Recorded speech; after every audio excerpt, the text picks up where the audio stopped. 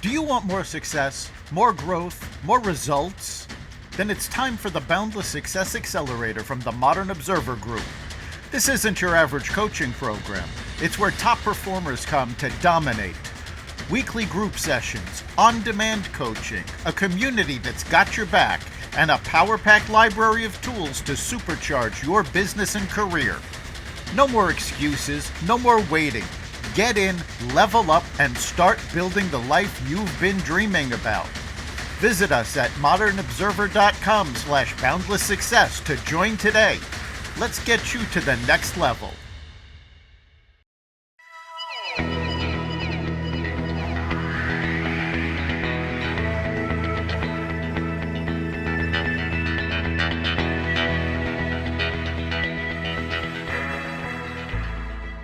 Hello, and welcome to the Success Showcase, the podcast that helps you build your success in your business, career, and life. I'm your host, Eric Lopkin, with the Modern Observer Group, and with me, as always, is Chip Janiszewski from the Happiness and Success GPS. And we are wishing all of our listeners a very happy and productive 2025. Chip, how are you doing? I am doing wonderful. I approve your message. We do wish everybody a happy 2025, and it's going to be a fun year moving ahead. And basically, we're just going to make it work one moment at a time, moving ahead. That's our motto. So, That's it. Take one step at a time, keep moving. I've came across this fantastic thought, and I've been spreading it around on social media and with folks I work with, but it's a very simple idea. If you improve yourself 1% every day, that's it, just 1%. A year from now, you are going to be so far ahead of where you are right now, it'll blow your mind. yeah, compound interest. Yes, I mean, even let's forget the compound interest for a moment. 1% a day, that means at the minimum, you've improved 365%.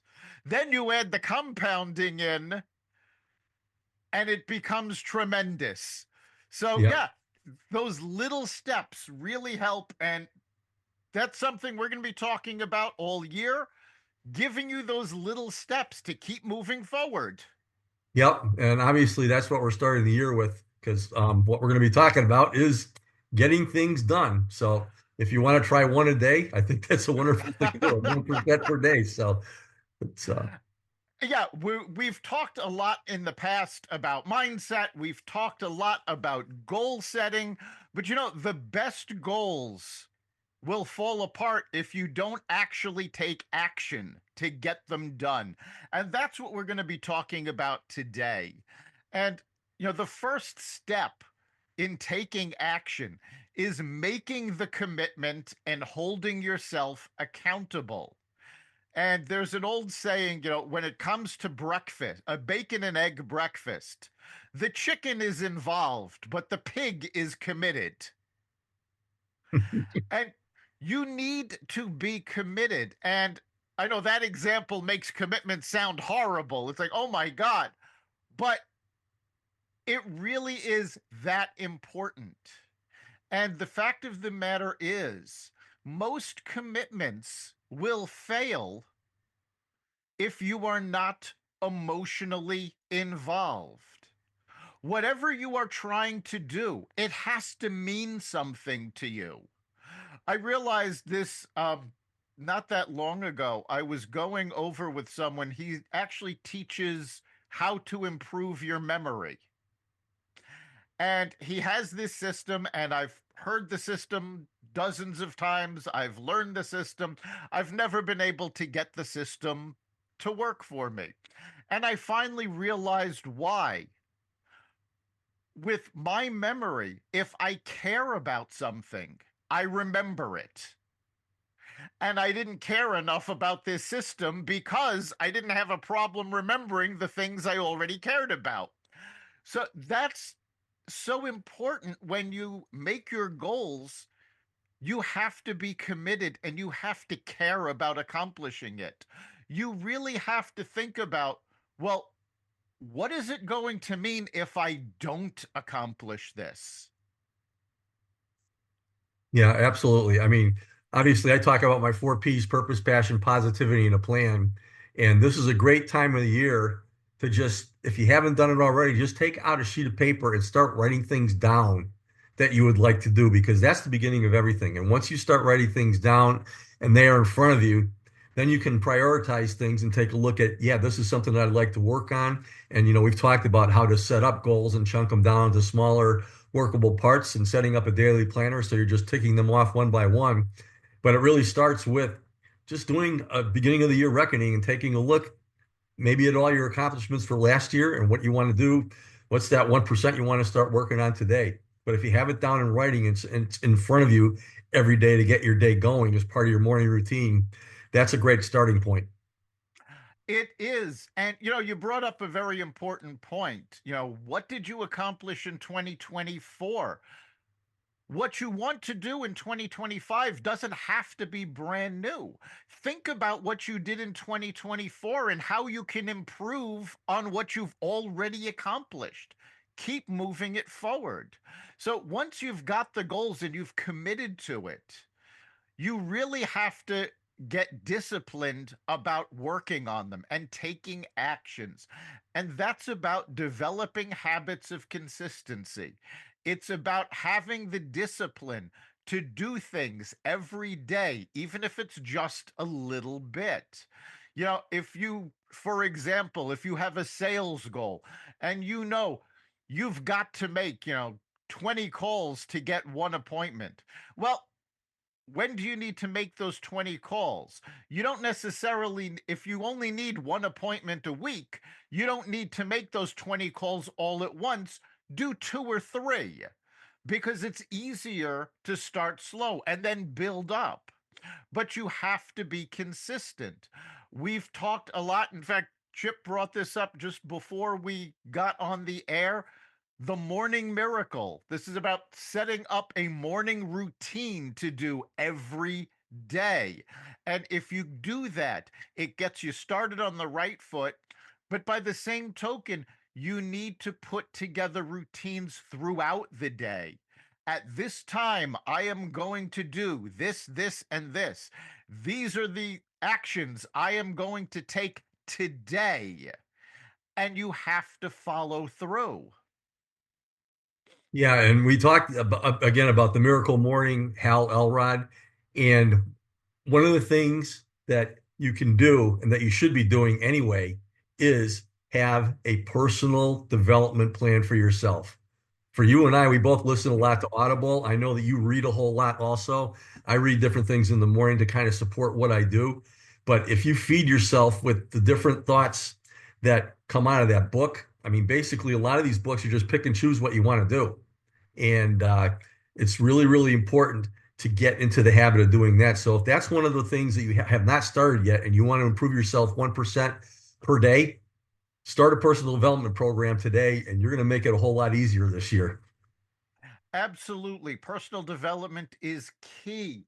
The better you can make yourself, the better your work will be, your life will be, your relationships will be. It all starts with the person in the mirror. And you mentioned Audible. I tend to listen to on average 100 audiobooks every year. And about half of them are books that I've read before that I really enjoyed or that inspire me. But about half of them are brand new books to me. And it's fantastic getting those new ideas and seeing where things that I've already been doing can be taken to the next level. So, yes, read. You don't have to read 100 books a year, but keep reading. In fact, the average American, unfortunately, reads 0 books a year. So if you read 2 books a year, you're ahead of most everybody else. So start reading. And again, when you put these goals together and you put those actions together, you have to hold yourself accountable. And for a lot of people, that is difficult. So you should get yourself a coach or an accountability partner. It doesn't have to be a professional coach. It could be a friend that you get together with once a week and go, So, how'd you do this week? Did you do everything you were supposed to? Well, why didn't you? Come on, we got to do this.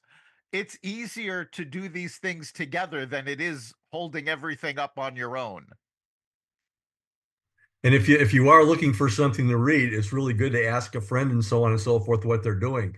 The audible book that I'm listening to right now is a result of one of our podcasts, and I'm loving it. It's called Reframe Your Brain by Mr. Dilbert Scott Adams. And this is just a whole bunch of, I mean, it's hundreds of different ways that you can do that, but it's just turning things around by looking at things from a different perspective. And I highly recommend checking that one out because basically what it does is it takes all these things that are programmed into our head, and just by turning it around to a positive or to just, this isn't true type thing very, very easily. And the book's very entertaining too, obviously, because it's written by Scott Adams. Yes. That's a great way to do that. And I think if you do a daily reading, like I have 6 different books. Of course, you know that I do talks and things like that, and I'm really, really programmed to do that. But I have 6 different things that are daily readings in different areas that I start every single day with. And if you can program yourself to just to do one of those, it's something that will really, really help you out. And basically, you just pick a topic, but if you do a daily reading on something that means something to you, it will really, really get you to concentrate that on a daily basis. There's all kind of gimmicks that are out there, but obviously, if you have something that you have to look at daily, it's a lot easier to plug into your morning routine. And it could be a book or it could be something online. But these are the things that one of the things that I do every single morning is I start my day with 6 of those different things, which takes me about 15, 20 minutes once I've got into that. But at 70, I have the time to do that right now. So it's really, really cool. So, but anyway, just pick one, pick something, a topic of interest.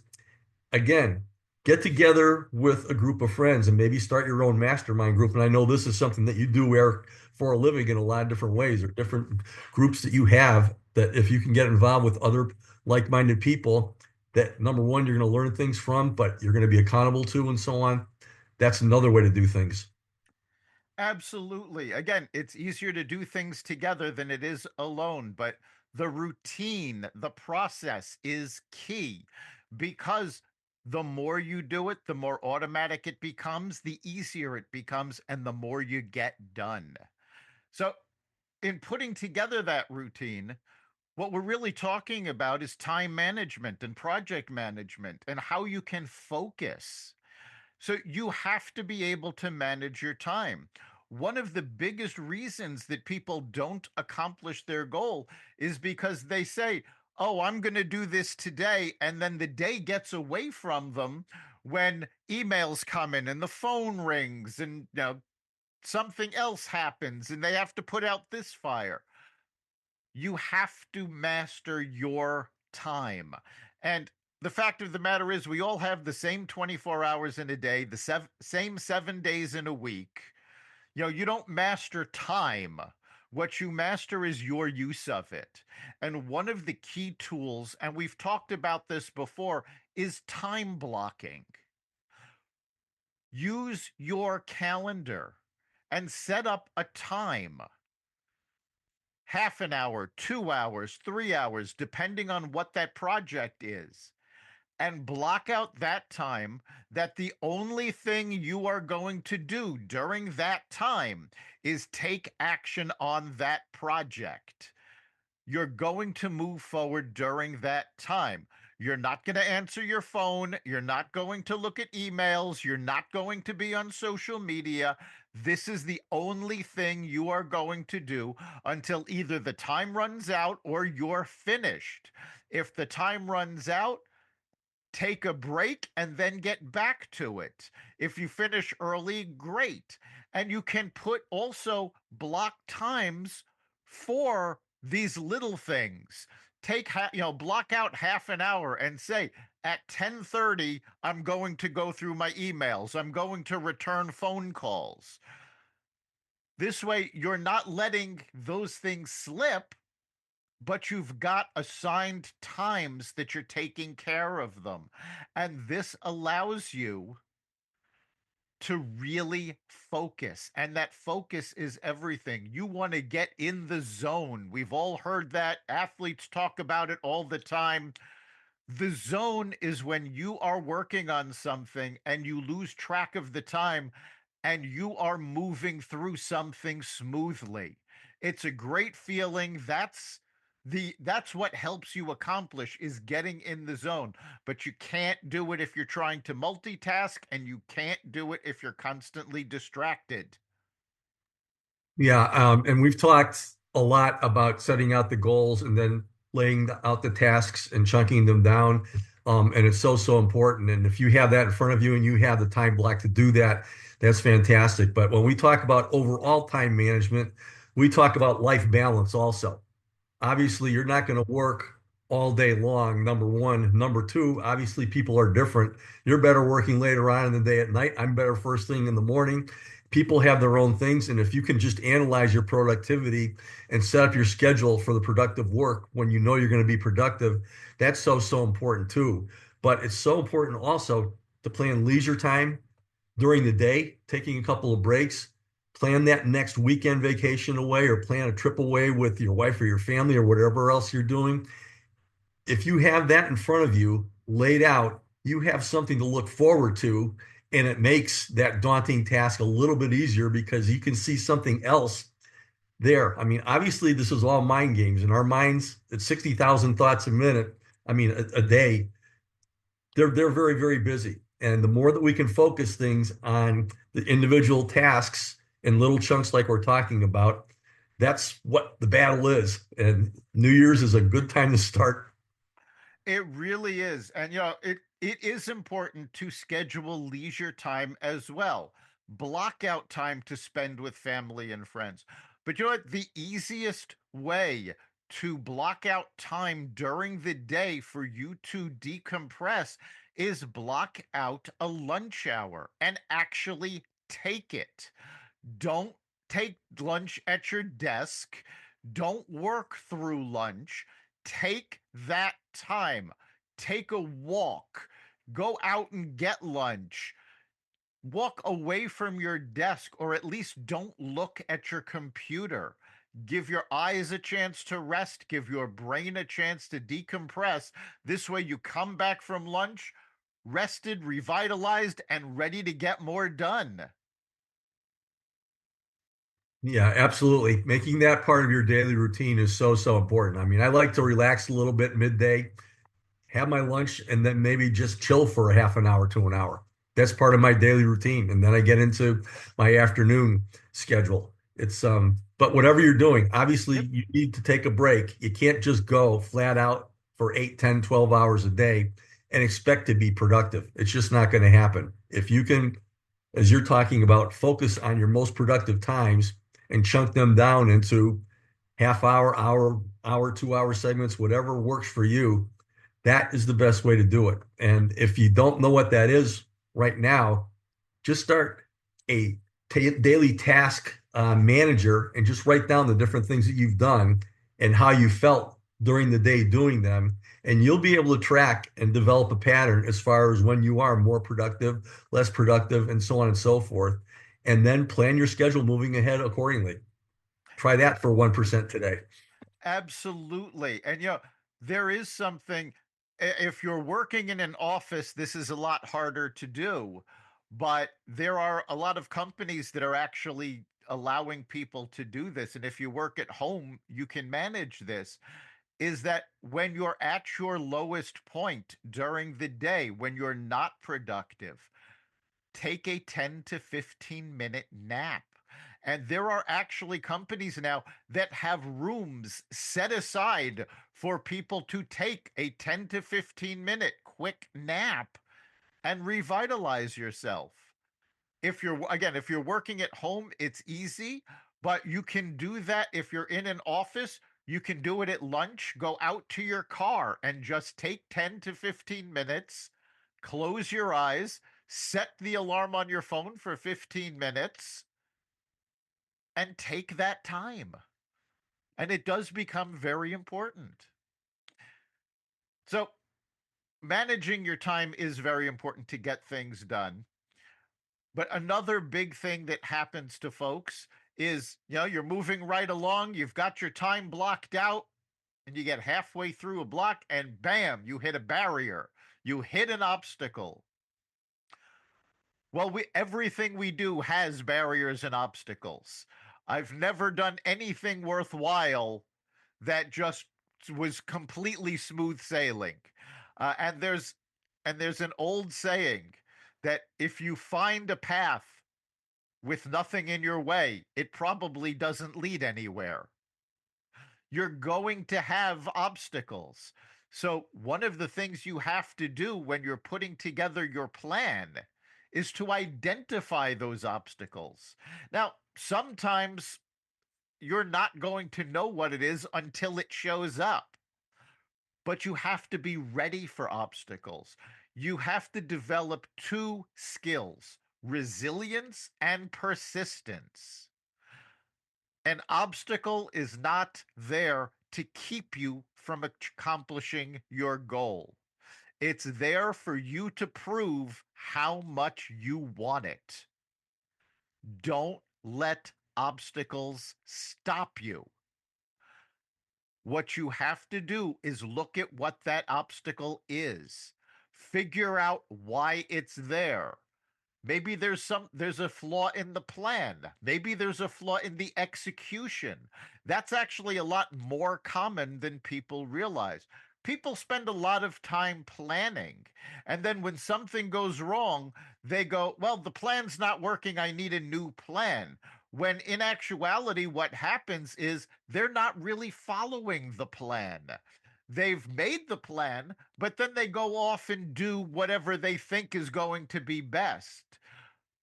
If you hit an obstacle, look at your plan. Is there something you didn't do? Is there something that has to be done? Maybe you put things in the wrong order. That's something that is also very common.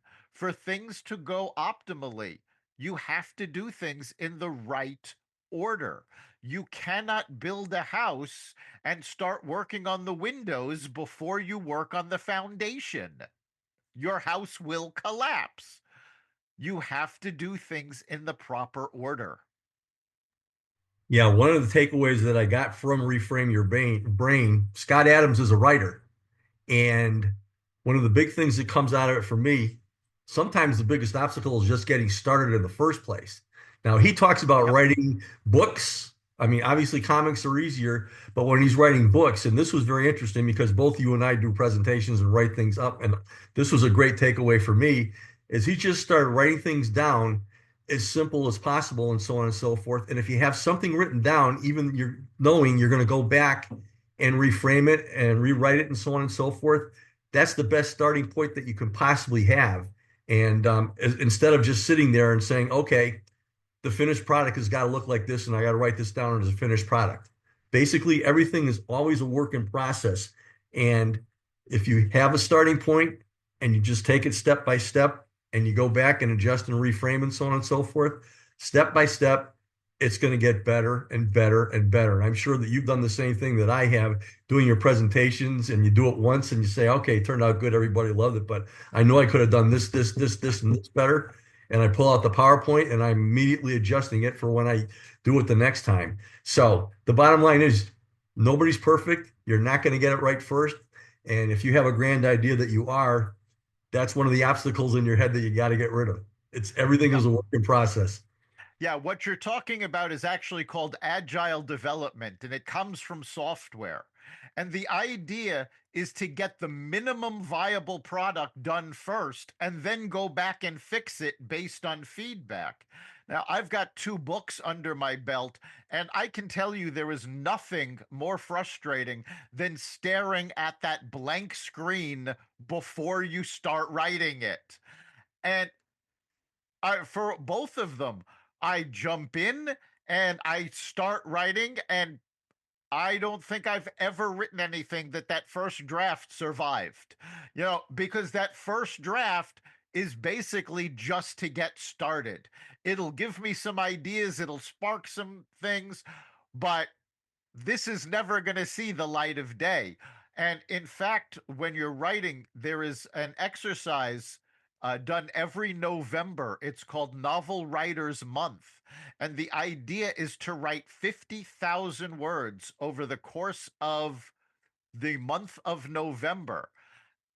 And that'll give you a first draft of a novel. But you're writing approximately 1,700 words a day. So, guess what? When you read over that first draft, it's it's very rarely is it any good, but you've got that first draft and now you can start improving it, and improving it is a lot simpler than writing it the first time.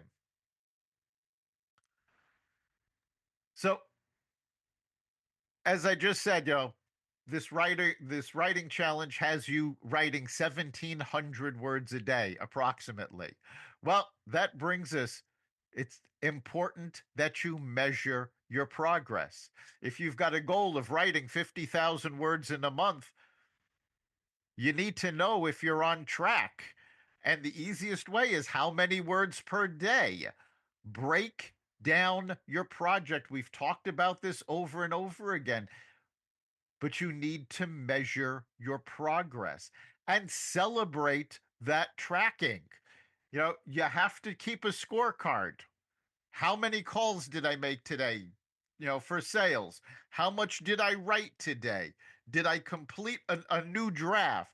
Whatever that metric is, you have to track it. People talk about key performance indicators, metrics. The correct metric is going to change depending on what you are doing. And you have to choose measurements that actually matter. When people use social media for years, they would measure how many likes they got. Likes is actually a completely useless metric if you're using social media for business. You need to track engagement. You need to track how many people came from social media and actually became customers. So find the measurements that actually matter and block out time every week to review what you did. Put together a weekly review, go through everything, and that's your time to course correct. There is nothing that says you have to stay on the exact same course from the minute you start to the minute you finish. Think about a transatlantic flight from New York to London. Yes, the pilot knows where he's starting from. The pilot knows where he's ending. But during that flight, it is a series of course corrections to avoid air pockets, to avoid turbulence, to avoid oncoming traffic. There are always course corrections. Set up a weekly time to review what you did and figure out if you need to correct your course. And then, of course, as you finish that up, it's all about execution and performance. So we've talked about creating the daily routines to keep you on track. It is important to be disciplined and hold yourself accountable. You need to assess the progress, keep track of those metrics, and change course when necessary. And again, that course correction doesn't have to be a major course correction, it could be a little one. And fine tune your goals as you keep going. And also, don't try to think too far ahead. If you're setting a goal for 12 weeks, it's a lot easier to predict how things are going to go than if you're trying to set it for 12 months. You know what's going to happen in the next few weeks, but 8 months from now, something can come out of the blue. So focus on the shorter term, and the longer term will build from those short term goals. Yeah, I like your analogy, that challenge, 1,700 words a day per day in November. That's something else. But having a daily routine to go through, something that you can measure yourself by, is really, really important to get yourself going. So, It is. And talking about getting going. I see by the clock on the wall that we are just about out of time. So, Chip, what do you think the big takeaway is for our listeners this week? Well, life is a routine for all of us. We all have our daily routines. A lot of our daily routines, you just get up and float. What it's New Year's right now, and if you can take the time to just lay out basically from your passion and purpose and your accomplishments last year, what do I want to do this year? What do I want to achieve? And as you're talking about 1% per day and coming up with a method of doing that by blocking out time, writing things down, monitoring your results, it's so important to get into that daily routine and put it to work. And if you do that, and if you track things, things are going to happen for you this year. But again, the main thing to do is instead of just having a daily routine living where I call in the land of Saneville, just letting the outside world control your life, just take charge, get things going on a daily basis, track it, and magic is going to happen for you this year. So happy New Year and have fun. That's the most important thing. Absolutely. And, for me, the big takeaway is you have to take action. You know, you'll hear a lot of people, and we've talked about the law of attraction. The law of attraction is a mindset, but it does not mean that your goals are going to happen by sitting and contemplating your navel. You actually have to take action. You have to hold yourself accountable and move forward. If you don't keep moving forward, you're going to fall backwards. If you want to improve your situation, if you want to get what you didn't have before, you have to do what you didn't do before. Hold yourself to the line and keep pushing forward. You've been listening to the Success Showcase. You can catch every episode at xvadio.com, the Apple Podcasts app, YouTube, Rumble, Spotify, iHeartRadio, Audible, Amazon Music, and wherever you find podcasts. Remember, make this your best week ever and make next week even better. We'll see you then.